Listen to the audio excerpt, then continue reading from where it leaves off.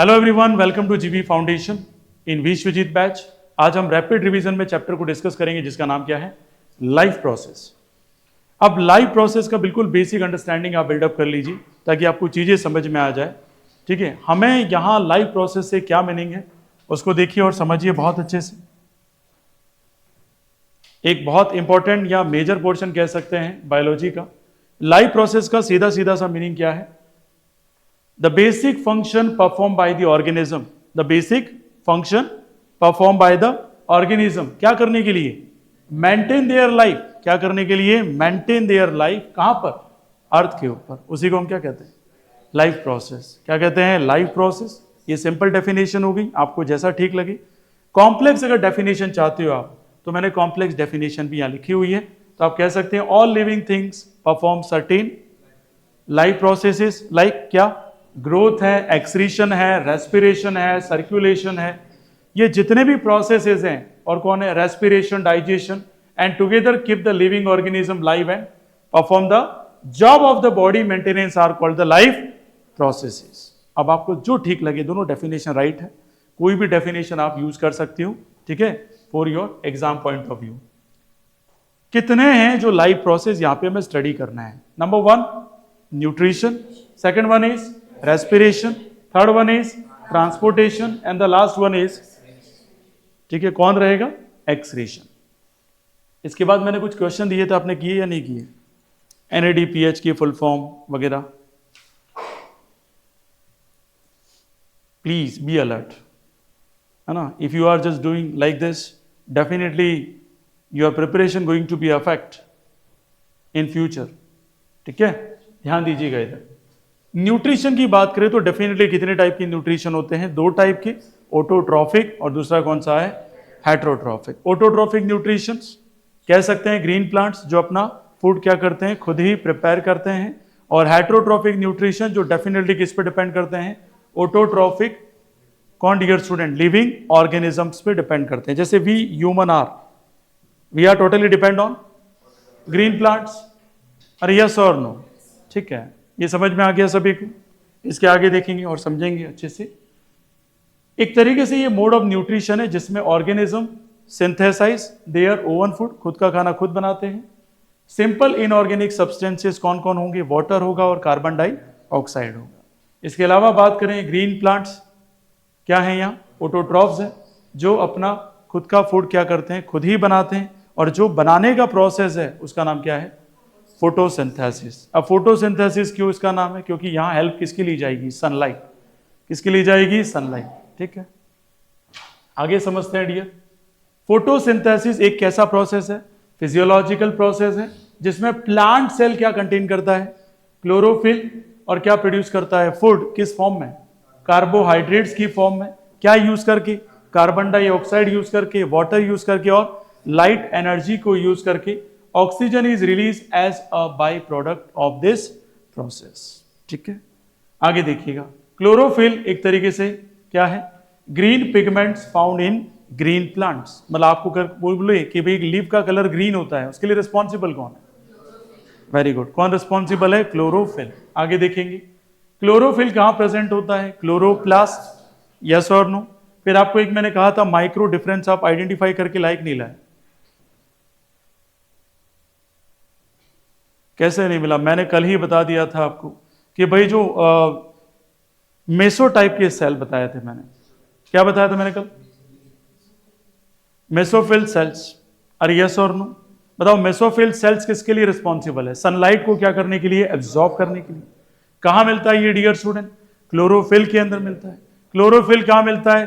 थैलेकॉइड्स के अंदर मिलता है। थैलेकॉइड्स कहां मिलता है? क्लोरोप्लास्ट में मिलता है। यही तो माइक्रो डिफरेंसेस थे।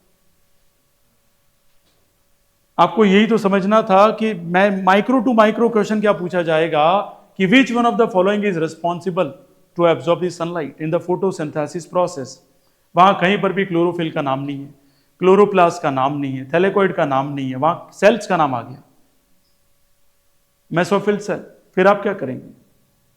तो ध्यान रखिएगा डियर स्टूडेंट, ऐसे क्वेश्चंस में आपको दिमाग रखना होगा यार कि मेरे को माइक्रो पता होना चाहिए। माइक्रो पार्ट का मतलब क्या होता है? छोटे से छोटा पार्ट कौन है? Mesophyll cells. कौन है डियर स्टूडेंट? Mesophyll cells. खैर, क्लोरोप्लास्ट एक तरीके से कैसा है, membrane bound oval cell organelle है।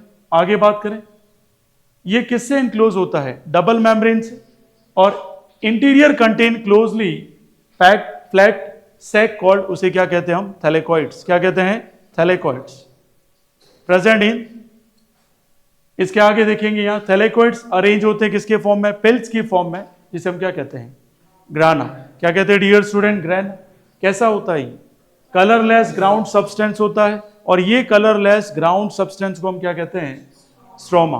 क्या कहते हैं, स्ट्रोमा। ठीक है, आगे देखेंगे, cells present in spongy mesophyll layer and the palisade layer containing chloroplast. Chloroplast को मैंने कहा था आपको, ये एक साइट है क्या, फोटोसिंथेसिस की। क्लोरोप्लास्ट के अंदर क्या होता है, आउटर मेम्ब्रेन, इनर मेम्ब्रेन, और कौन होता है, थैलेकॉइड्स, और क्या होता है, स्ट्रोमा। ठीक, अब ध्यान से देखिएगा, मोस्ट इंपॉर्टेंट पार्ट जिसके ऊपर क्वेश्चन पूछे जाते हैं, जिसे हम क्या कहते हैं, स्टोमेटा। क्या कहते हैं, स्टोमेटा। इसके बारे में देखिएगा और समझिएगा इधर। ठीक है, सीबीएसई स्टूडेंट खास करके नेमिंग बिल्कुल रखना दिमाग में। स्टोमेटा क्या है, हम कह सकते हैं minute opening present in the epidermal layer. क्या है, माइन्यूट ओपनिंग, मतलब किसके लिए ओपनिंग है ये, गैस एक्सचेंज के लिए ड्यूरिंग फोटोसिंथेसिस। उसी का जो यूजफुल पार्ट है उसे क्या कहते हैं हम, स्टोमेटा। क्या कहते हैं, स्टोमेटा। ठीक है, कौन से सेल रिस्पॉन्सिबल होते हैं इसमें, गार्ड सेल, जिसे आप क्या कहते हैं, बेन सेल, या किसके शेप होते हैं ये, किडनी जैसे। कैसे होते हैं डियर, ओके, प्लीज ये नेम याद रखिएगा। सबसे पहले कौन है, एपिडर्मिस सेल, नेक्स्ट कौन है, chloroplast, stomatal pores, sap vacuole, thick inner wall, thin outer wall, ये तो ठीक है। न्यूक्लियस याद रखना, दो टाइप के, वो आगे पढ़ेंगे, सब्सिडरी सेल्स, और लास्ट में कौन है, ये गार्ड सेल। कौन है डियर स्टूडेंट, गार्ड्स। ठीक है, यहां देखिएगा, process of photosynthesis most important, क्योंकि आपके चैप्टर 1 में बैलेंस ऑफ केमिकल इक्वेशन में भी ये इक्वेशन पूछी हुई है। समझ में आया डियर स्टूडेंट। ठीक है, देखेंगे, अगर समझेंगे ध्यान से, एक तरीके से कह सकते हैं इसको palisade layer. The palisade layer एक तरीके से सेंटर होता है किसका, फोटोसिंथेसिस। किसका, फोटोसिंथेसिस। आज तक इतना डीप क्वेश्चन नहीं पूछा है, मान लो पूछ लिया, तब क्या करेंगे। तो आपको बिल्कुल ध्यान देना है कि हाँ सर हमें पता है कि सर पैलिसेड लेयर को हम क्या कहते हैं, सेंटर फॉर फोटोसिंथेसिस। मतलब फोटोसिंथेसिस का सेंटर पॉइंट क्या कहलाता है, पैलिसेड लेयर। कौन सी लेयर, पैलिसेड लेयर। इसके आगे अगर हम डिस्कस करें तो लाइट एनर्जी को जो ट्रैप करता है वो कौन सा सेल है, chlorophyll of the mesophyll cells. और कहां प्रेजेंट होता है ये, पैलिसेड लेयर्स। अब इसी क्वेश्चन को थोड़ा सा मुझे टफ बनाना, मैं कैसे बनाऊंगा, नहीं, इस क्वेश्चन को मैं कैसे बनाऊंगा, मैं कहूंगा why the centre of photosynthesis is palisade layer. तो मैंने क्वेश्चन को डिफिकल्ट बना दिया, मैंने कहा कि पैलिसेड लेयर को क्यों सेंटर ऑफ फोटोसिंथेसिस कहते हैं। ब्रिलियंट स्टूडेंट क्या कहेगा, sir in this layer mesophyll cells are present. कैसे सेल प्रेजेंट होते हैं, mesophyll, and this is responsible for trapping light energy. आया समझ में, कितने बच्चों को समझ में आ गया। ठीक है, ये जरूरी है ना, कैसे क्वेश्चन बनते हैं उसे पढ़ो। अब रिवीजन का टाइम आ गया, तो हमें ऐसे पढ़ना है कि किस टाइप के क्वेश्चन बन सकते हैं with the help of topic. और ये केमिकल इक्वेशन है किसकी, फोटोसिंथेसिस, जिसमें आप देख सकते हो कार्बन डाइऑक्साइड और कौन है, वाटर। किसकी प्रेजेंस है, सनलाइट, और किसकी प्रेजेंस है, क्लोरोफिल। और आपको क्या मिला, कार्बोहाइड्रेट्स। क्या मिला डियर, कार्बोहाइड्रेट 6 12 6, और बाहर क्या हुआ डियर, ठीक है 6 ऑक्सीजन। कुछ बच रहा है यहां पर, क्या होना चाहिए और एक्स्ट्रा, कितने H2 होने चाहिए अगर बैलेंस करना आता हो, कितने कह रहे हैं, 12 H2 होने चाहिए एक। अगर 12 H2 हो जाएंगे तो यहां कितने H2,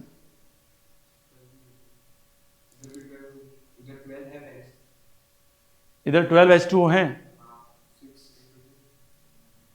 देखिएगा इधर 6 × 2 कितने ऑक्सीजन है, 12 ऑक्सीजन, 12 है इधर 6 ऑक्सीजन है, तो 12 और 6 कितने हुए, 18 ऑक्सीजन। और यहां कितने हाइड्रोजन है, 2 × 6 कितना हुआ, 12। और यहां कितने कार्बन है? 6। अब बैलेंस करना आना चाहिए, कितने कार्बन इधर? तो क्या कार्बन बैलेंस हो गया? यस, कार्बन तो बैलेंस है, लेकिन हाइड्रोजन की बात करते हैं। 12 हाइड्रोजन, क्या बैलेंस हुआ वो? ठीक है। ऑक्सीजन 6 है, यहां 6 है और यहां ऑक्सीजन कितने हुए? 12। 12 और 6 कितना हुआ? 18। क्या एक्स्ट्रा कुछ आएगा? याद रखना ये ऑलरेडी क्या है? बैलेंस, इसलिए कोई 12H2 आएगा नहीं। आगे देखिए, सबसे पहला लाइट को एब्जॉर्ब कौन करता है? क्लोरोफिल। ये पूरी दुनिया जानती है। हमें माइक्रो डिफरेंस आने चाहिए। क्या माइक्रो डिफरेंस का मतलब? हमें ये पता होना चाहिए कि इसमें कौन प्रेजेंट है? थैलेकॉइड। थैलेकॉइड के अंदर कौन प्रेजेंट है? क्लोरोफिल। और क्लोरोफिल के अंदर कौन सा सेल प्रेजेंट है? प्लीज, इसे कहते हैं माइक्रो डिफरेंसेस बेटा। नहीं मिला ऐसा नहीं होता है ना? और माइक्रो क्वेश्चन ही तो हरा देते हैं आपको। छोटे छोटे ऐसे क्वेश्चन बन जाएंगे जो आपने सोचे भी नहीं होंगे। Light energy absorb is converted into chemical energy. सबसे पहले बताओ किसको एब्जॉर्ब किया? लाइट एनर्जी को। सेकंड क्या हुआ? लाइट एनर्जी को एब्जॉर्ब किया और किस में कन्वर्ट हो गया? ये केमिकल एनर्जी में। At the same time photosynthesis of water take place and water molecules क्या हो गया? स्प्लिट हो गया। किस में स्प्लिट हो गया? हाइड्रोजन और ऑक्सीजन में। हाइड्रोजन और ऑक्सीजन। तो कैसे याद करेंगे? Table by table. सबसे पहले कहेंगे लाइट एनर्जी को क्या किया गया? एब्जॉर्ब। सेकंड कहेंगे ये लाइट एनर्जी जो एब्जॉर्ब हुई है वो किस में कन्वर्ट होगी? और जो वाटर मॉलिक्यूल था वो किस फॉर्म में टूटा? हाइड्रोजन और ऑक्सीजन में ब्रेक डाउन हो गया। फिर आप आगे कहेंगे कि कार्बन डाइऑक्साइड किस में कन्वर्ट हुआ? Glucose, by using ATP and NADPH। नहीं काम किया है, प्लीज इसके ऊपर काम करें, है ना? कि what is a full form, you must be do it. नहीं करेंगे तो पछताएंगे। Produce during the light reaction. आगे बात कर देते हैं। Chlorophyll, light, carbon dioxide and water are necessary for the photosynthesis. ये तो ठीक है। अब बात करते हैं हेट्रोट्राइक या हेट्रोट्रॉफिक न्यूट्रिशन।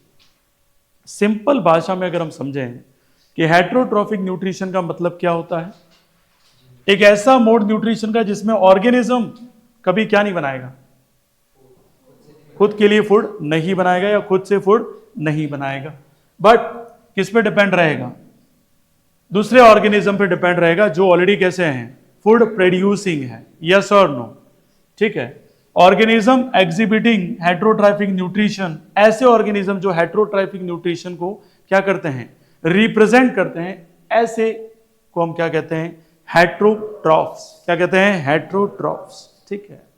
एग्जाम्पल में yeast, fungi, bacteria, human beings, tiger, monkey, वैसे बहुत सारे एग्जाम्पल है, लेकिन इंपॉर्टेंट कौन से? यीस्ट और फंजाई। इसके बारे में पूछे तो आपको पता होना चाहिए ये ऑटोट्रॉफ है या हेट्रोट्रॉफ है। क्लियर हो गया? ये कितने बच्चों को समझ में आ गया है यहां तक? श्योर? ठीक है, आगे बढ़ते हैं। टाइप्स ऑफ हेट्रोट्रॉफिक न्यूट्रिशन कितने टाइप के हैं? बेसिकली 3 टाइप के हैं। पहला है saprotrophic nutrition, second one is parasitic nutrition and third one is holozoic nutrition. ऐसा न्यूट्रिशन जिसमें कोई भी ऑर्गेनिज्म डेड ऑर्गेनिज्म पे डिपेंड हो। किसके ऊपर डिपेंड हो? डेड और डीके। ठीक है, जिसका डीके कर रहा है या डेड ऑर्गेनिज्म पे डिपेंड हो, ऐसे ऑर्गेनिज्म को हम क्या कहते हैं?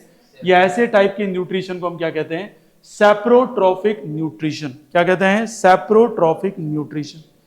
सेकेंड टाइप है पैरासिटिक न्यूट्रिशन, जिसमें हम कह सकते हैं कि ऑर्गेनिज्म फूड के लिए, डियर स्टूडेंट, किसके ऊपर डिपेंड है? लिविंग ऑर्गेनिज्म पे डिपेंड है। मतलब एक लिविंग ऑर्गेनिज्म दूसरे लिविंग ऑर्गेनिज्म पे डिपेंडेंट है।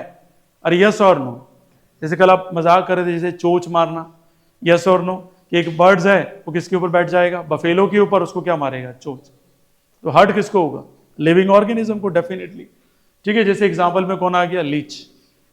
यहां बात करें होलोजोइक, तो वी ह्यूमन आर। हम जो ह्यूमंस है वो कैसा न्यूट्रिशन करते हैं? होलोजोइक, जिसमें हम क्या करते हैं? सॉलिड फूड के ऊपर क्या करते हैं? डिपेंड करते हैं। एंड द फूड कैसा होगा? Complex organic material. Complex organic material का मतलब क्या है? कार्बन की प्रेजेंस होगी, जिसकी वजह से हमें क्या मिलेगा? उसको कंज्यूम करने के बाद हमें क्या मिलेगा? कार्बोहाइड्रेट्स। क्या मिलेगा? कार्बोहाइड्रेट्स। और कार्बोहाइड्रेट्स किस फॉर्म में कन्वर्ट हो जाएगा हमारे अंदर? ग्लूकोज। और आगे जाके किस में कन्वर्ट हो जाएगा? स्टार्च। याद रहेगा डियर? ये प्लीज छोटी छोटी से अगर कीवर्ड्स आपको पता है तो डेफिनेटली चीजें आपके लिए बहुत आसान हो जाएगी। तो food is complex organic material जो इंजेस्टेड होगा और broken down into the simpler inorganic substance, जिसे हम क्या कहते हैं? डाइजेशन प्रोसेस कहते हैं। और ये किस में मिलेगा आपको? ह्यूमंस में तो मिलेगा और एनिमल्स में भी मिलेगा ना, एनिमल्स में जो भी है like cow, buffalo and all that. ठीक है, हम ह्यूमन का एग्जांपल क्यों ले रहे हैं? क्योंकि हम ऑलरेडी डाइजेशन प्रोसेस को क्या करते हैं, डेली लाइफ में यूज करते हैं। अमीबा के अंदर न्यूट्रिशन पूछा हुआ क्वेश्चन है। सबसे पहले आप इस डायग्राम को समझ लीजिए। इस अमीबा के अंदर आपको क्या दिख रहा है? न्यूक्लियस, और ये आपका क्या है? Food particle. तो ये अमीबा के लिए क्या है? प्रे है। क्या है? प्रार्थना नहीं, शिकार। PREY, प्रे का मतलब शिकार है। अब ये यहां पे क्या करेगा? एक फॉल्स शेप जनरेट करेगा। कैसी शेप जनरेट करेगा? फॉल्स। किसके अकॉर्डिंग? प्रे के अकॉर्डिंग या फूड पार्टिकल के अकॉर्डिंग। इसलिए उसे हम क्या कहते हैं? सूडोपोडिया। क्या कहते हैं? Pseudopodia. After that food vacuoles यहां डेवलप हो गया, और क्या बनाएगा वो? Food vacuole. और फूड वैक्यूल के अंदर क्या शुरू हो जाएगा? डाइजेशन। और एक्सक्रीशन कहां करेगा, या इजेशन कहां से करेगा? सरफेस से। कहां से करेगा? सरफेस से। याद रहेगा डियर स्टूडेंट? तो देखेंगे सबसे पहले टेबल में जो फ्लो चार्ट में मैंने समझाया वैसे ही आप समझा देंगे, पूरे में से पूरे नंबर दे देगा, और एक तरफ क्या बना देंगे? डायग्राम। पहला क्या हुआ है? Amoeba engulf its food by temporary, कौन सा projection? Finger like projection of its body surface, जिसे हम क्या कहते हैं? सूडोपोडिया। क्या कहते हैं? सूडोपोडिया। सेकंड आप समझिए, जब ये सूडोपोडियम फ्यूजेज होगा किसके ऊपर? फूड पार्टिकल्स के ऊपर, तो ये क्या बनाना शुरू कर देगा? Food vacuole. क्या बनाना शुरू कर देगा? Food vacuole.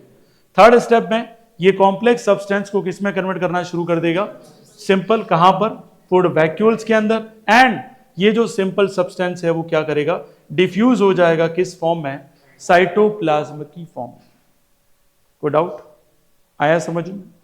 नेक्स्ट देखिएगा इधर, the remaining unwanted material is transported to the cell surface and is thrown out. मतलब इजेशन कहां से हो रहा है? Surface of amoeba. Surface of amoeba से क्या होने वाला है? इजेशन। और यस और नो आया समझ में सभी को? ठीक है। पैरामीशियम, ज्यादा इसको डिटेल में नहीं पढ़ना, लेकिन इतना जरूर याद रखना कि फूड यहां जो टेकन होता है वो कहां से होता है? ऑरल ग्रूव से होता है। And the food brought close to the oral grooves by the cilia. इस फूड को लेकर कौन आता है? सिलिया। एक तरीके से आप देख सकते हैं हेयर लाइक स्ट्रक्चर। कैसा होगा ये? Hair like structure and present on the body surface of the paramecium. ये जो सीबीएसई स्टूडेंट है वो प्लीज डायग्राम को देख के आपको ये पता होना चाहिए कौन सा डायग्राम का क्या नाम है, किस पार्ट्स का क्या नाम है। आरबीएससी का ठीक है, कोई इशू नहीं है, सीधा क्वेश्चन आता है। हेयर लाइक स्ट्रक्चर को क्या बोला हमने? सिलिया। फर्स्ट कौन होगा इधर? बकल ओवरटर। फिर कौन होगा? सेल माउथ, जिसे हम क्या कहते हैं? ठीक है, क्या बोलेंगे डियर स्टूडेंट? साइटोस्टॉम। उसके बाद कौन है यहाँ? Food vacuoles. उसके बाद साइटोप्लाज्म। उसके बाद मैक्रो न्यूक्लियस, और कौन होगा? माइक्रो। मतलब ये एक पैरामीशियम ऐसा है जहां दो टाइप के न्यूक्लियस मिलेंगे, मैक्रो भी होगा और माइक्रो। अब सर डिफरेंस क्यों है? माइक्रो न्यूक्लियस है वो स्मॉल लेवल के फंक्शन को क्या करेगा? कमांड करेगा, परफॉर्म कराएगा ऑर्गेनिज्म में। और मैक्रो क्या कराएगा? लार्ज लेवल के जो फंक्शंस हैं, ठीक है, जिसे हमें क्या करने? एडवांस लेवल पे परफॉर्म करने पैरामीशियम में, वो काम ये करेगा। मतलब दोनों में डिवाइडेड है। आगे देखेंगे क्या है? Contractile vacuole. प्लीज इस डायग्राम को थोड़ा सा देख लेना। ये कॉन्ट्रैक्टाइल वैक्यूल है, आपके अंदर ये बिल्कुल इमेज जम जानी चाहिए, ठीक है, क्योंकि सीधा आपको ये क्वेश्चन पूछ लेगा 2 नंबर का और एरो करके दे देगा इसके नाम क्या है। नाम याद होंगे तो फटाक से आंसर आएंगे और आपको मार्क्स मिल जाएंगे। न्यूट्रिशन इन ह्यूमन बींग्स की बात करें तो जनरल सेंस में आप जानते हैं सबसे पहले हम क्या करते हैं डियर स्टूडेंट? माउथ के अंदर इंजेक्शन करेंगे किसका? फूड का। और वहां पे कौन है? स्लाइवरी एमाइलेस, जिसे हम कहते हैं थूक। कहां प्रेजेंट है ये? हमारी टंग। अरे यस और नो? ठीक है, अच्छी बात है अगर पता है। फिर क्या होगा? ये कॉम्प्लेक्स फूड को क्या करेगा डियर स्टूडेंट? स्लाइवा मिक्स कर देगा। स्लाइवा मिक्स करने के बाद जो हमारे टीथ है डियर स्टूडेंट, जैसे आपको पता है सबसे फर्स्ट पार्ट कौन सा है? इंसिजर्स। दूसरा कौन सा हमारा? कैनाइंस। तीसरा कौन सा है? प्रीमोलर्स। और लास्ट वाला कौन सा है? जो ग्राइंडिंग का पार्ट कौन कर देंगे? प्रीमोलर और मोलर्स। स्मॉल पार्ट्स में कौन कन्वर्ट कर देगा इधर? इंसिजर्स। और फिर स्मॉल पार्ट्स में कौन करेगा? कैनाइंस। अरे यस और नो? ठीक है, अगर ये पता बहुत अच्छी बात है। फिर पेरिस्टाल्टिक मूवमेंट होगा जिसके थ्रू जो फूड है वो मिक्स होके कहां जाएगा डियर स्टूडेंट? स्टोमक। कैसे होता है पेरिस्टाल्टिक मूवमेंट? कॉन्ट्रैक्शन, एक्सपांडेशन, एक्सपांडेशन फिर कॉन्ट्रैक्शन, एक्सपांडेशन फिर कॉन्ट्रैक्शन। ठीक है, फिर आपको पता है यहां स्टोमक में कौन होगा? HCl। अरे यस और नो? वो क्या करेगा? इसको एसिडिक मीडियम प्रोवाइड करेगा। और कौन होता है यहाँ पर? पेप्सिन, जो प्रोटीन का क्या करेगा? सिंथेसिस। फिर रेनिन क्या करेगा? यस, मतलब होना जरूर चाहिए, होना जरूर चाहिए। अगर मिल्क प्रोडक्ट आया तो उसका क्या करेगा? डाइजेशन करेगा या सिंथेसिस करेगा, लेकिन होना चाहिए। नहीं है तो फिर जो काम करेगा वो कौन करेगा? HCl मेजर पार्ट परफॉर्म कर लेगा। आफ्टर दैट स्टोमक से यहाँ पे कौन है? लीवर में बाइल जूस है और पेनक्रियास पैनक्रिएटिक जूस है। यस और नो? वो अपना फंक्शन परफॉर्म करेंगे। एंड आफ्टर दैट ये कहां चला जाएगा? Small intestine. और स्मॉल इंटेस्टाइन में क्या होगा? विली, जो क्या करेगा? सरफेस एरिया को बढ़ाएगा और वहां पे क्या होना शुरू हो जाएगा? एब्जॉर्प्शन। क्या शुरू हो जाएगा? एब्जॉर्प्शन। जितना ज्यादा विली सरफेस एरिया बढ़ाएगा उतना ज्यादा क्या होगा? एब्जॉर्प्शन ज्यादा होगा। बात समझ में आ गई? कोई डाउट? हमारी बॉडी में जो स्टोमक में जो साइज बढ़ता है, फैट्स बढ़ती है, उसके लिए रिस्पॉन्सिबल कौन होता है? याद रखना, ठीक है? अगर विली नहीं है ऑप्शन में तो क्या बोलेंगे? Small intestine. कौन है? आपसे सीधा क्वेश्चन पूछा जाएगा, फैट्स को डाइजेस्ट कौन करता है? याद रहेगा डियर स्टूडेंट? फिर क्या जाएगा? ये लार्ज इंटेस्टाइन, जहां वाटर को क्या करेगा? ये एब्जॉर्ब, जिसमें मिनरल्स वगैरह जो प्रेजेंट है उसको क्या कर लेगा? ठीक है, सेपरेट कर लेगा या डिफरेंशिएट कर लेगा। एंड आफ्टर दैट क्या होगा? वो आगे की हम एक्सक्रीशन प्रोसेस में पढ़ेंगे। यहां तक तो ठीक है। अभी जो लिखा है उसको देख लीजिए। The alimentary canal is the long tube extended from mouth to anus. कहां से कहां कनेक्शन है? From mouth to anus. ठीक है, सबसे पहले क्या करेंगे? इसको च्यूड मिक्स करेंगे किसके साथ? स्लाइवा, जो कहां प्रेजेंट है? किसकी हेल्प से? टंग और टीथ की हेल्प से। स्लाइवा जो कंटेन क्या करता है? Salivary amylase. ठीक है, act on the starch present in the food. Next, saliva secrete क्या करेगा? 3 पेयर सिक्रेट करेगा। किसके? स्लाइवरी ग्लैंड्स के। नेक्स्ट वन इज, फूड को कन्वर्ट कर देंगे किसमें? स्मॉलर पार्टिकल्स, और इसको स्मूथ बना देंगे mixing it with mucus and saliva. अब डेफिनेटली ये क्या हो गया डियर स्टूडेंट? ये जो फूड है उसे हम क्या कहेंगे? बॉलस। क्या कहेंगे? बॉलस। तो बॉलस किसको कहते हैं? When the food is mix with the mucus and saliva, mucus and saliva, that is called. ठीक है, the bolus moves down. Bolus क्या है? वो खाना जो बिल्कुल मिक्स होके स्मूथ हो गया है और पेरिस्टाल्टिक मूवमेंट से कहां जाने वाला है? एसोफेगस के थ्रू कहां जाने वाला है? स्टमक। ओके, तो हम कहेंगे the bolus moves down through the oesophagus by peristaltic movement of the esophageal wall, and after that once the bolus reaches the stomach it is acted upon by HCl and gastric juices and pepsin. को doubt? ठीक है, एक बार read इसलिए करो ताकि आपको पता चले, क्योंकि हम मेन बैच में बहुत अच्छे से इसको डिस्कस कर चुके हैं, यहां खाली रिवीजन करा रहा हूं। HCl क्रिएट कर देगा कौन सा medium? Acidic medium for the action of pepsin and mucus prevent करेगा ताकि इनर लाइनिंग जो स्टोमक की वो क्या नहीं हो? ब्रेक नहीं हो। तो याद रखना, किस इन्वायरमेंट से? एसिडिक इन्वायरमेंट से। कहीं भी ये भी क्वेश्चन पूछा हुआ है कि स्टोमक की इनर लाइनिंग को प्रोटेक्ट कौन करता है? कौन करता है डियर स्टूडेंट? म्यूकस। ठीक है, इसके आगे देखेंगे, pepsin converted protein into peptides. तो प्रोटीन का सिंथेसिस कर लिया, कौन सी फॉर्म में? प्रोटीन्स को कन्वर्ट किस में कर दिया? पेप्टाइड्स में। कौन करता है? पेप्सिन।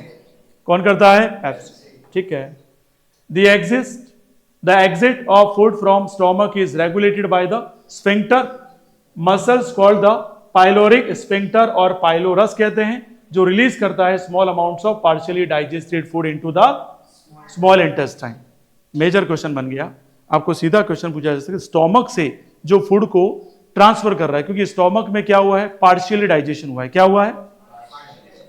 पार्शियली डाइजेस्टेड फूड को स्टोमक से कहां ट्रांसफर करने वाला? ये स्मॉल इंटेस्टाइन में। तो करने वाला कौन है? Sphincter muscle. कौन है डियर? और जिसको हम क्या कहते हैं? पाइलोरिक स्फिंक्टर कहते हैं, या इसे क्या कहा जा सकता है? पाइलोरस। पायलट यूं कह सकते हो। यस और नो? जो क्या काम कर रहा है? फूड जो है पार्शियली डाइजेस्टेड हो चुका है स्टोमक में, उसको कहां ले जाएगा? स्मॉल इंटेस्टाइन में। कहां ले जाएगा? स्मॉल इंटेस्टाइन में। ठीक है, द स्मॉल इंटेस्टाइन बहुत बड़ी ट्यूब है, किसमें है? हमारी एब्डोमेन में। और कितना होता है ये? 6 to 7 मीटर लंबी होती है। और अगर बात करें थिक, तो थिक कितनी होती है? 2.5 to 3 सेंटीमीटर। बाइल जूस और पेनक्रिएटिक जूस सीक्रेट होंगे किसके अंदर? Small intestine. तो बाइल जूस किसकी हेल्प से आएगा? लीवर। और पेनक्रिएटिक जूस किसकी वजह से आएगा? पेनक्रियास। ओके, आया समझ में? ठीक है, bile act as a fat molecule break them into the small flat droplet. तो फैट्स को तोड़ने का काम कौन करेगा? Bile juice. And this is the action of lipase on the fats. और इसी को क्या कहते हैं? कल ही पूछा भी था, है ना, और आप लोगों ने बताया भी था। सबसे अच्छी बात है कि एमल्सिफिकेशन सबसे इंपॉर्टेंट है। और एमल्सिफिकेशन प्रोसेस कहां पे टेक प्लेस होता है? Very good, small intestine. किसकी हेल्प से होता है? Bile juice. याद रहेगा सभी को? कोई डाउट?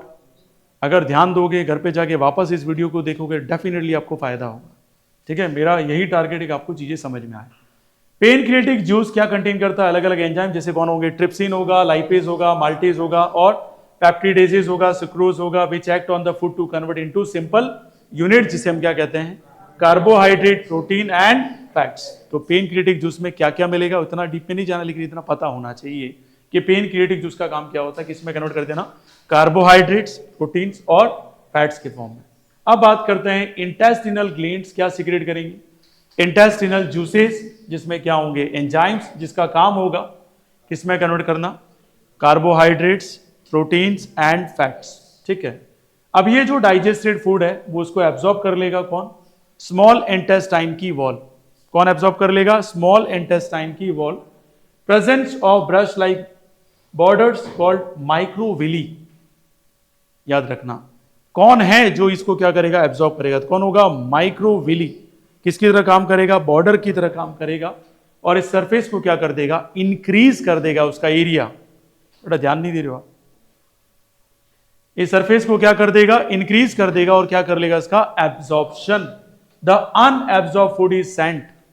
अब जो भी अनएब्जॉर्ब फूड रहा है, इसके बाद ध्यान रखना, सबसे पहले पार्शियली डाइजेशन कहां हुआ था? स्टोमक में। फिर लगभग 70 to 80% कहां पे डाइजेशन हुआ? Small intestine. अभी भी बच गया है, वो कहां पे भेजेगा? ये लार्ज इंटेस्टाइन, जहां पे वाटर क्या होगा? किस फॉर्म में? Blood stream. यही सबसे बड़ी समस्या है कि जो वाटर है वो एब्जॉर्ब किसमें हुआ? Blood stream. अब ये कहां जाएगा? किडनीज में। और वहां कौन बैठा हुआ है? नेफ्रॉन। अरे यस और नो? भाई अगर ऐसा प्रोसेस मैं बना देता तो शायद मैं यहाँ नहीं होता। यस और नो? कुछ और ही बहुत बड़ा इंडस्ट्री खड़ा कर देता है ना, बच्चे पैदा करने वाली। फटाफट फटाफट ले जाइए, नेफ्रॉन ले जाइए, जो भी ले जाना ले जाइए। द लेफ्ट ओवर मटेरियल कहां पे चला जाएगा? Large intestine. और वो लार्ज इंटेस्टाइन इसको कहां भेज देगी? रेक्टम में। And it is excreted out through the anus. Yes और no? And the opening of the anus control by the anal sphincter. ठीक है, कोई डाउट? इसके आगे देखेंगे सबसे मोस्ट इंपॉर्टेंट प्रोसेस कौन आता है? रेस्पिरेशन। क्या आता है? रेस्पिरेशन। कॉमन भाषा में समझ लीजिए, इनहेलेशन एंड एक्सहेलेशन। ठीक है, inhalation of oxygen and exhalation of carbon dioxide, this is called. या तो रहेगा। सबसे पहले बताइए यहां क्या लिखा है? रेस्पिरेशन एक कैसा प्रोसेस है? कैटाबॉलिक प्रोसेस है, जो किसको रिलीज करता है? एनर्जी को from the simple sugar glucose for carrying out the various life process. बताइए सबसे पहले यहां क्या लिखा है हमने? ग्लूकोज। और रिएक्शन किसकी हुई है? ऑक्सीजन। कितने कार्बन है यहां? 612O6। अरे यस और नो? इसी का दूसरा नाम क्या है? अभी पढ़ के आए थे, कार्बोहाइड्रेट्स। अरे पढ़ा था कि नहीं पढ़ा था?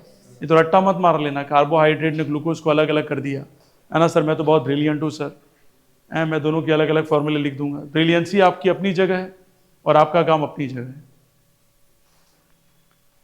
ये समझ में आ गया सभी को? इसके आगे देखिएगा, C6H12O6 ग्लूकोज है, ऑक्सीजन की प्रेजेंस है। क्या मिला हमें? कार्बन डाइऑक्साइड, वाटर मिला और हमें क्या मिली? एनर्जी। तो एनर्जी किस फॉर्म में मिली हमें? एटीपी की फुल फॉर्म में। मैं ऑलरेडी फुल फॉर्म बता चुका हूं और उम्मीद है जो बच्चे देख रहे हैं वो कमेंट करके मुझे इसकी फुल फॉर्म बताएंगे और NADPH की भी फुल फॉर्म बताएंगे। The energy required for all cellular activities is obtain by the oxidation of glucose. यहां हुआ क्या है? ऑक्सीडेशन। क्योंकि ऑक्सीजन का क्या हुआ है? एडिशन। किस में हुआ है? ग्लूकोज में। अरे यस और? ठीक है, ध्यान देना अच्छे से, समझ में आएगा आपको। ग्लूकोज यहां अवेलेबल नहीं है, देन सेल क्या करेगा? ब्रेक डाउन कर देगा। किसको? प्रोटीन को और किसको? फैट्स को। क्या देने के लिए? ग्लूकोज को देने के लिए। ध्यान रखना, अगर आप मान लीजिए खाना नहीं खा रहे हैं, फास्टिंग मोड पे हैं, तो क्या करेगा? ध्यान रखना, सेल्स को क्या कर देगा? ये सेल क्या कर देगा? द सेल में ब्रेक डाउन द प्रोटीन और किसको ब्रेक कर देगा? Fats. Just a minute. Paper हो गया हो, कॉपी आप कलेक्ट कर लेना सबसे, ठीक है, उधर रख देना और बाहर नहीं जाना, उसको बोल अंदर बैठ के पढ़ेंगे, रखना नहीं है बाहर जाके, पढ़ने के लिए बुलाया मैंने। Next, glucose is not available, then the cells may be break down protein and fats to produce the glucose, and the glucose is then oxidized. क्या हो जाएगा?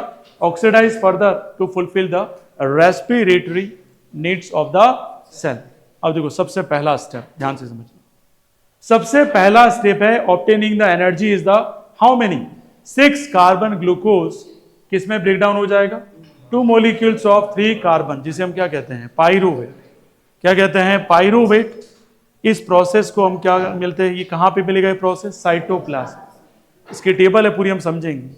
ये अभी जो पढ़ा वो सारा का सारा क्या था? रेस्पिरेशन। अरे यस और नो? रेस्पिरेशन कितने टाइप के पढ़ने हमें? 2 टाइप के पढ़ने हैं। पहला कौन सा है? एरोबिक। दूसरा कौन सा है? एनएरोबिक। अगर एरोबिक रेस्पिरेशन की हम बात करें तो आप यहां समझ सकते हैं ब्रेकडाउन होगा किसका? ग्लूकोज का। किसकी फॉर्म में होगा? ऑक्सीजन। और क्या मिलेगा आपको? Aerobic respiration. Process of aerobic respiration क्या रिलीज करता है? कार्बन डाइऑक्साइड, वाटर और एनर्जी। लेकिन डिफरेंस इज वेरी इंपॉर्टेंट। यहां जो एनर्जी रिलीज होगी वो कितनी होगी? 686 किलो कैलोरी और 38 कितनी मिलेंगी? ATP of chemical energy and 420 kilo calorie of the heat energy. याद रखना एटीपी कितने हैं यहाँ? 38 है। किसकी हेल्प से हुआ ये? ऑक्सीजन की हेल्प से। क्या ये ऑक्सीडेशन है या नहीं? डेफिनेटली ये ऑक्सीडेशन है। आगे देखेंगे most of the animals, plant, human beings, several bacteria, ये सब कौन सा प्रोसेस करते हैं? एरोबिक। अब बात करते हैं एनएरोबिक। नाम से पता पड़ रहा है, in the absence of oxygen भी कह सकते हैं या लैक ऑफ ऑक्सीजन भी कह सकते हैं। लैक ऑफ कहें या एब्सेंस कहें तो उसे आप क्या कहेंगे? Anaerobic respiration. तो हम कहेंगे यहां सर ब्रेकडाउन होगा ग्लूकोज का, लेकिन ग्लूकोज का ब्रेकडाउन ऊपर भी हो रहा था। वो किसकी प्रेजेंस में हो रहा था? ऑक्सीजन। और ये किसकी एब्सेंस में होने वाला है? ऑक्सीजन। ठीक है, तो हम कहेंगे ये एनएरोबिक रेस्पिरेशन है। The process of anaerobic respiration में बनेगा क्या? इथेनॉल बनेगा या लैक्टिक एसिड। एनिमल्स में क्या बनेगा? प्लांट्स में क्या बनेगा? पूछा हुआ क्वेश्चन है, अंडरलाइन कर लेना, आपके माइंड के अंदर सेट कर लेना कि जब भी एनएरोबिक रेस्पिरेशन होगा तो प्लांट्स में क्या बनेगा? Okay, very good. प्लांट्स में बनेगा इथेनॉल, तो एनिमल्स में क्या मिलेगा? बहुत बढ़िया। Along with the release of carbon dioxide and energy. Water is not released in this process. Water is not released in this process. ध्यान रखिएगा, बहुत इंपॉर्टेंट बात है। यहां वाटर का कोई भी रिलीज होने वाला नहीं है, वाटर का कोई फॉर्मेशन आपको दिखने वाला नहीं है। किस टाइप के रेस्पिरेशन प्रोसेस में? एनएरोबिक। किस टाइप के? एनएरोबिक। बेटा जल्दी बैठ जाना, यूं ये तो समस्या पैदा हो जाएगी जो बाहर खड़े होंगे।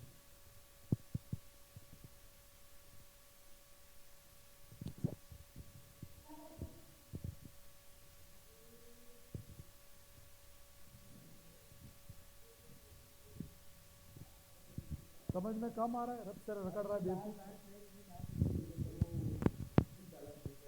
जल्दी कर, जो बाहर रहेगा मार खाएगा। जल्दी कर फटाफट। फिर मैं कह रहा हूँ रिकॉर्डिंग डिस्टर्ब करके आया हूँ मैं। जल्दी रख चलेगा।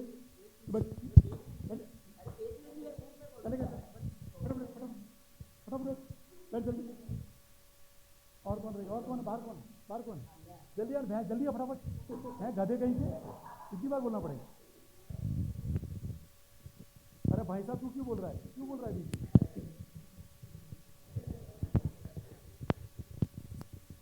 It's a recording, please don't disturb me. एक लेक्चर बनाने में बहुत टाइम लगता है। Let's come back to the point. यहां ध्यान दीजिएगा, हमने कहा यहां कोई भी वाटर का फॉर्मेशन नहीं होने वाला है और एटीपी भी कितनी मिलेगी? 2। और वहां कितनी थी? 38।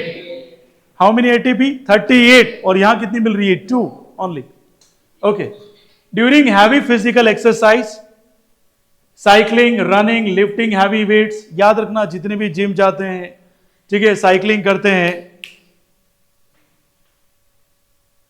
ये सारे के सारे डियर स्टूडेंट यहां पे कह सकते हैं एनारोबिक रेस्पिरेशन करते हैं, या लैक ऑफ ऑक्सीजन यहां पे क्या होती है, क्या करती है डियर स्टूडेंट, फ्लो करती है। जैसे आपके मसल्स फॉर्मेशन में आप जब भी करोगे कैसा रेस्पिरेशन होगा, एनारोबिक। कैसा होगा, आया समझ में डियर स्टूडेंट? ओके।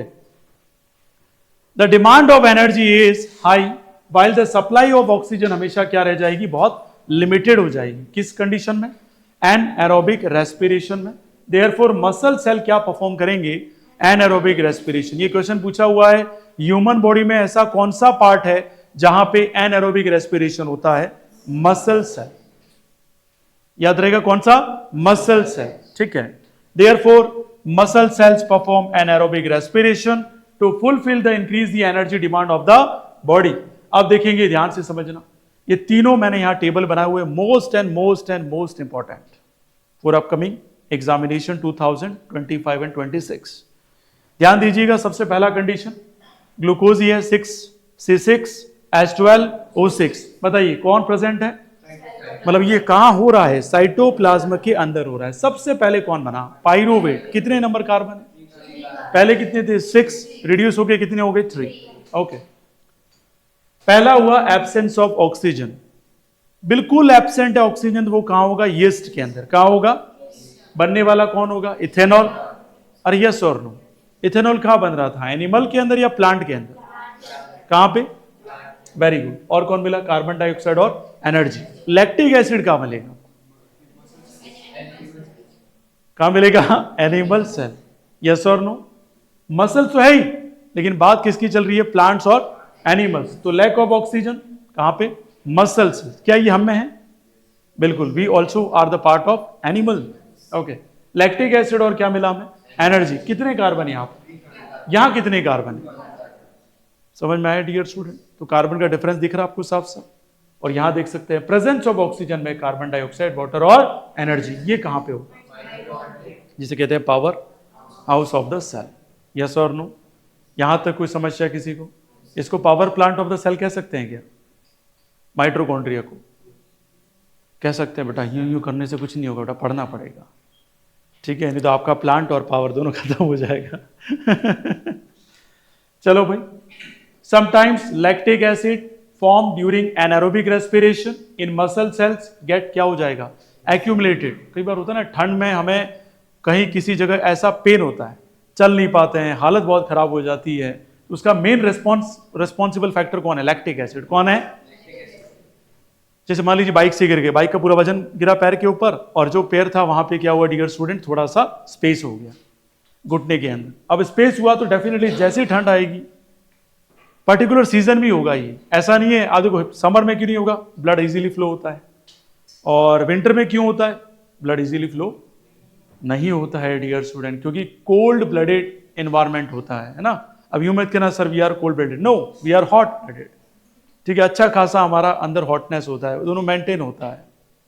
तो हम कह सकते हैं accumulate causing the muscular cramp, हम चल नहीं पाते हैं, ऐसा लगता है जैसे कहीं नस खिंच गई है, या ऐसा लगता है कि मसल्स ब्रेक हो गई है, ठीक है, उसी को हम क्या कहते हैं, मसल्स क्रैम्प। याद रहेगा सभी को। रिस्पॉन्सिबल कौन है ये मस्कुलर क्रैम्प के लिए, लैक्टिक एसिड। किस टाइप का रेस्पिरेशन हुआ है, उस पार्ट में एनारोबिक रेस्पिरेशन, ठीक है। किस में हुआ, एनिमल में या प्लांट में, एनिमल्स में हुआ। कितने नंबर ऑफ कार्बन रहेंगे इसमें, 3 carbon, very good. Okay, this condition is called oxygen depth. अब ये क्वेश्चन पूछा हुआ है, ऑक्सीजन डेप्थ क्या है, तो आप कहेंगे sir when there is anaerobic respiration in muscles और in muscle cells, then there will be formation of lactic acid, this is called sir, and in this presence of sufficient oxygen lactic acid gets क्या हो जाएगी, oxidise, जिसकी वजह से summer में ऐसी कोई फीलिंग आती नहीं है, और हम कहते हैं क्या बनता है, कार्बन डाइऑक्साइड एंड वाटर। अब यहाँ क्वेश्चन बनना शुरू हो जाते हैं। बस लाइन टू लाइन अगर किसी ने बहुत अच्छे से मास्टरी की है तो बायोलॉजी उसके लिए काफी इजी है, लेकिन नहीं की है उसके लिए बायोलॉजी बहुत प्रॉब्लमेटिक कंडीशन हो सकती है। रेस्पिरेशन इन प्लांट्स, सारे प्लांट परफॉर्म करते हैं क्या, रेस्पिरेशन, चाहे वो ऑटोट्रॉप्स हो चाहे वो हेटेरोट्रॉप्स। प्लांट्स एक्सचेंज करेंगे गैसेस का, कौन सा प्रोसेस से? डिफ्यूजन। और कहां पे होने वाला है ये? स्टोमेटा। कहां होने वाला है? स्टोमेटा। कौन सा प्रोसेस है? Diffusion. Oxygen from the air diffuses into leaf and reaches all the cells for respiration. Carbon dioxide produce during the respiration is release into the air through the stomata. बताइए, मुझे बताइए कि एक plants है वो respiration process में कौन सी gas को यूज करते हैं? राइट आंसर क्या रहेगा? ऑक्सीजन। यस और नो? कहीं पर भी मत कहना कि ये कार्बन डाइऑक्साइड यूज करते हैं, नहीं करते हैं। खाली कार्बन डाइऑक्साइड का यूज कहां करते हैं? वो फोटोसिंथेसिस में। समझ में आई बात डियर स्टूडेंट? मतलब नाइट टाइम में ये क्या छोड़ते हैं डियर स्टूडेंट? Carbon dioxide. गलती से मत कह देना ऑक्सीजन। डे टाइम में ये किसको रिलीज करते हैं? ऐसा क्यों करते हैं? क्योंकि डे टाइम में कौन है? सनलाइट। कौन है डियर स्टूडेंट? सनलाइट। छोटे छोटे से कॉन्सेप्ट आपको महान बना सकते हैं अगर ध्यान देंगे तो। In plants respiration occurs during day as well as during the night. अब देखो यहां दोनों बात बोली है, डे टाइम में भी होता है और नाइट टाइम में भी होता है। आगे देखिए, during the day oxygen produce during the photosynthesis, जो हम यूज करते हैं किस पर्पस के लिए? रेस्पिरेशन। लेकिन extra amount of oxygen is given out through the stomata. अगर एक्स्ट्रा अमाउंट ऑफ एनर्जी यहां पे रिलीज करनी है तो वो किसके थ्रू होगी डियर? स्टोमेटा के थ्रू होगी। ठीक है, ये समझ में आ गया सभी को? The roots of the plant take up oxygen from the air present between the roots and the soil particles. मतलब यहां एक तरीके से कहते हैं जो प्लांट्स के रूट्स हैं वो क्या करते हैं? ऑक्सीजन कहां से लेते हैं? From the air present. कहां पर? रूट्स और सॉइल के बीच में। रूट्स और सॉइल के बीच में। आगे देखेंगे, स्टेम्स की बात करें तो स्टेम का काम क्या है? Exchange of gases through their stomata और लेंटिकल्स। ठीक है, अब बात करते हैं respiration in animals. Different animals evolve different respiratory organs. Amoeba क्या करेगा? सिंपल डिफ्यूजन करेगा। किसके थ्रू करेगा? सेल मेम्ब्रेन के थ्रू करेगा। अर्थवॉर्म किसके थ्रू करेगा? स्किन। और फिश किसके थ्रू करेगा? गिल्स। ठीक है, नेक्स्ट क्लास में हम बात करेंगे ह्यूमन रेस्पिरेटरी सिस्टम। ये समझ में आ गया? यहां तक पढ़ा है? इसमें किसी को किसी भी टाइप का डाउट आज समझ में आई बायोलॉजी? ओके, मिलते हैं नेक्स्ट क्लास में और बात करेंगे ह्यूमन रेस्पिरेटरी सिस्टम। बढ़ते रहिए एस के सर के साथ और पढ़ते रहिए। आपका दिन शुभ रहे।